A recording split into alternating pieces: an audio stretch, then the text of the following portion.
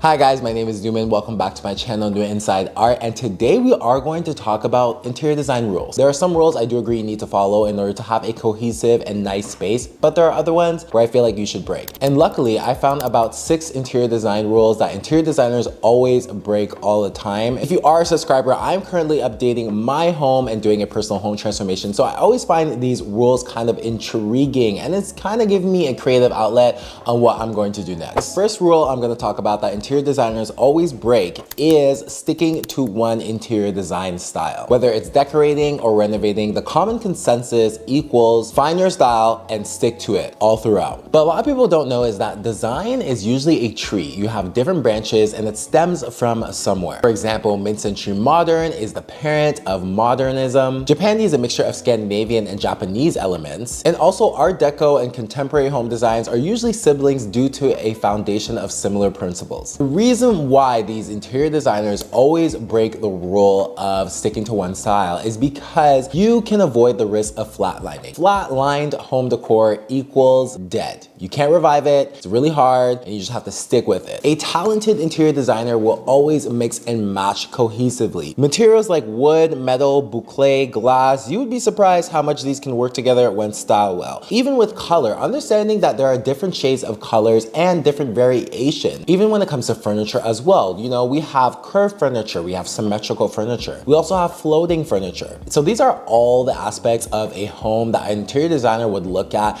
in order to mix and match different styles. In order to have that uniqueness and not just have that matchy scent. Another important factor that interior designers are really thinking about is the space layout, okay? So we're going through an uproar of modernism, and a lot of these homes that we are moving in, and the average home has a cookie cutter layout, and you don't know honestly what to do with it forcibly given these homes, okay? And it's what we need to work with. And currently I'm in a similar layout, trying to break up the space, really distinctifying what would make sense in order to create my own style in the end by using all the other elements that I know of in interior design. In the beginning stages of decorating your home, if you don't know what exactly you want and what style you want to stick to, I recommend sticking with one to begin with and then throwing in those little things that you like from other styles. Moving over to the next rule that interior designers always break is using light colors for smaller room. Dark colors always make the room feel smaller, and that's not necessarily true. This one I think has been debunked many times, especially going into 2026. We are seeing a lot more dark colors applied because we're sick of the neutral, the beige, the whites, the grays, but now people are waking up and are being like, we need something different. And the reason why is because dark walls can actually make your space feel more layered, no matter how big it is. You can turn a cheap furnished room into something that looks expensive because it adds visual depth and it makes the features of furniture, artwork, and even architectural details pop and look super expensive. Another thing is that dark colors actually absorb light, so you can have colors bounce off the walls of each other and kind of make it like a cocoon, very cozy nest. And it's ideal for any space. You need to think of it of this angle too. A lot of people consider luxury places that we go visit, whether it's a restaurant, a hotel, a boutique, with dark colors. You know, you see that hue, you see that contrast, you see those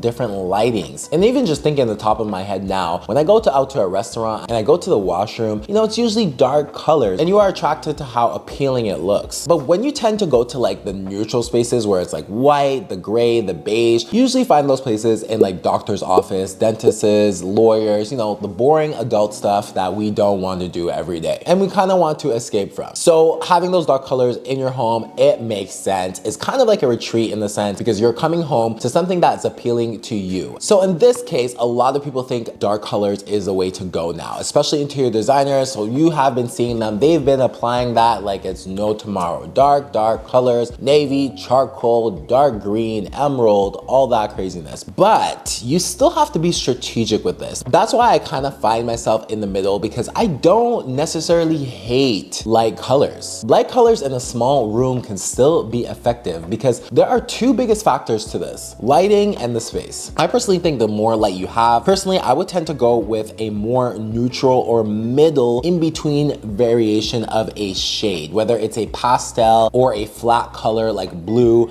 I will look in between and see what type of variations that give me and tend to go a bit lighter. And the reason why is because you can find a lot of imperfections on dark color rooms, just as you would in a light color room. Especially if you are painting the ceiling and you're not doing it perpendicular to the light, you are going to see these crazy streaks. All that to say is that I am pro color. I do understand why these interior designers are breaking the rules of, not using those light colors in those smaller rooms, in order to really wrap a space up and add that touch of luxury. But I don't believe that we should immediately just jump to the dark color effect, because it is a big commitment and you have to do it right. So the third rule I want to talk about is to always have a focal point. So this rule is broken many times. The reality is a real good interior designer will actually create multiple focal points in order to have a sense of exploration around a room. But I get it. You love your large TV, you love your super boucle couch, but the best spaces have a story, and a story has many different chapters. When you buy or rent your space, you are not going to waste your opportunity in order to have one main focal point and literally just disregard everything else that's within your home. Window trims or your door, your floors, these are all important architectural aspects. We want to see it all when we walk into a home. What detail is working with each detail? I don't want to only look at your cowhide rug. No.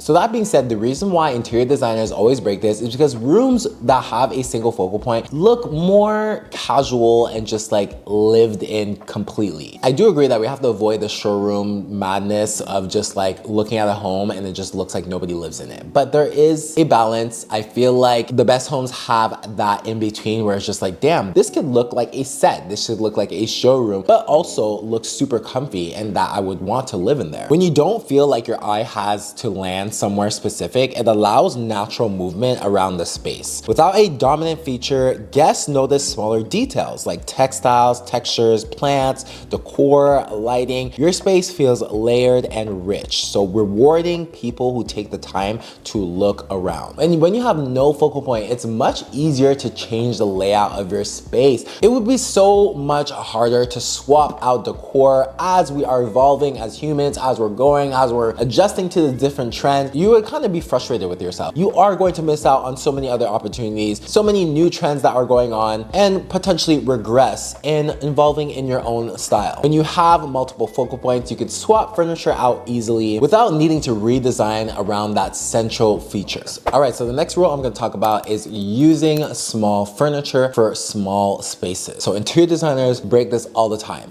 and I feel like people are kind of seeing that more often now. The reality is that big furniture in smaller spaces can look grand and automatically feels more intentional. And the reason why I feel like a lot of interior designers are breaking this is because we are seeing, smaller apartments, we're seeing smaller houses, the cost of a construction has gone up. So people feel the need, to buy smaller furniture in order to get what they need. They want that coffee table, they want that couch. But a lot of the times I feel like small furniture lack the functionality and the multi-purpose of it all. And working around having the smallest piece in order to fit the measurement of your space could actually feel like your space is more cluttered. And when you have that visual clutter, automatically you've kind of lost in interior design. Instead, designers will look at things that are much bigger that can actually fill in the space, but also give the person the opportunity to use it for various of things. For looking at an angle of having a bedroom, usually you have your bed and then you have your 2 nightstands. There are bed frames that have headboards with built-in side tables and even drawers underneath to store your stuff. When you fill a small room with several tiny pieces, your eyes have too many things to focus on.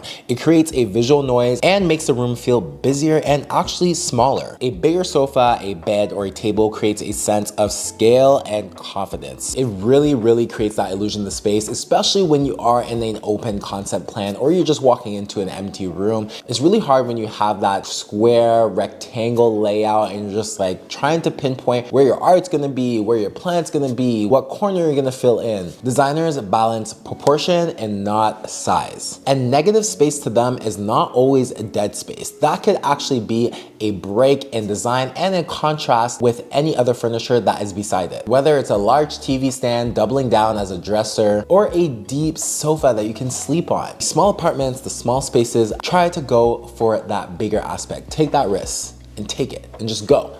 The next rule that is constantly broken, and we can all agree on this, is the neutral equals safe. So when you go neutral, you're always going to be safe. And that is necessarily not the case. And I think a lot of people can agree on that. You know, we've seen the neutral before and it's not always safe because a lot of the time when you have a neutral home, it's easier to look flat and just look kind of boring. I love this topic because it's just like, I feel like I'm kind of slightly in the middle. I see both sides. I am a neutral person because I love, you know, the organicness of certain elements, whether it's natural wood, stone, those tend to not come in funky colors or just like, you know, super contrasting. So I can see how it can look safe in other people's eyes, but to me, I feel like it looks clean and it gives that zen aspect. But what people don't know is that neutral can actually be bold as well. Like I said previously before, colors have different variations of shades, and if you play with them very smart,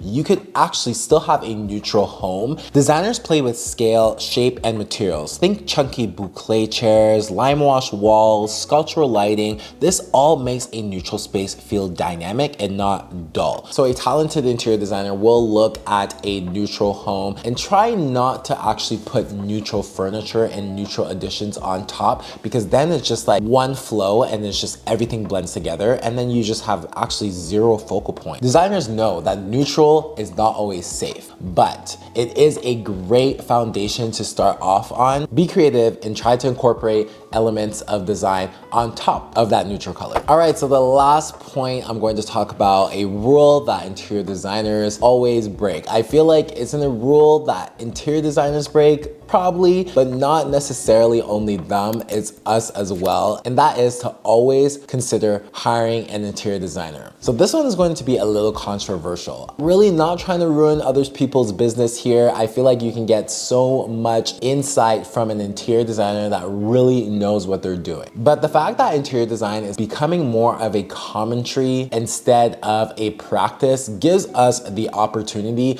to actually create our own thing. There are real life stories, and this is a relation to what you may be going through and what you connect with on a personal level. Whether it's watching a TV show or following your favorite content creator, these are all things that can actually make you more personable in how you approach your home, for example, and how you are going to decorate it and what your journey is going to look like versus others. I feel like the best designs come from interior designers who have practiced it on themselves, okay? They are not just people that just went to school. They're not just people that became content creators online. They actually, you know, designed their own home. They spoke to people. They traveled the world. They went through a bunch of trial and error. They tried every type of design, or they stuck with a type of design that they're very comfortable in and decided to expand on that in order to branch it off even further. Hiring a designer can help. I'm not saying to not hire a designer. You need a designer for so many things that you potentially couldn't do on your own, but it's not mandatory for great taste. Many designers actually encourage people to do a DIY so it can look more authentic and personable. I feel like this rule is about trusting your gut instincts and not always thinking that you need somebody online. The industry has shifted. There are more mood boards to access, and affordable brands are making it easier to design something yourself. So adding a little touch of everything, I feel like that's the perfect way in order to have a really nice home. And an interior designer that walks into a space that has, you know, that element where it's just like, oh, you tried to do this yourself. This is a DIY. This is something that has been a project for a while. They can work around it and actually make a space look better rather than just walking into a blank space with nothing going on, because where's the inspiration going to come from at the end of the day? They need to know who you are, and they need to walk into a space knowing that this is your space and no one else's. So if you ever feel stuck and you think that you need to have somebody to boost you up, that's okay. But really try and see what you can do. You might be surprised on what DIY you end up doing or what paint project you end up finishing. And in the end, you are going to trust yourself more and have more confidence in order to solve more problems around your home.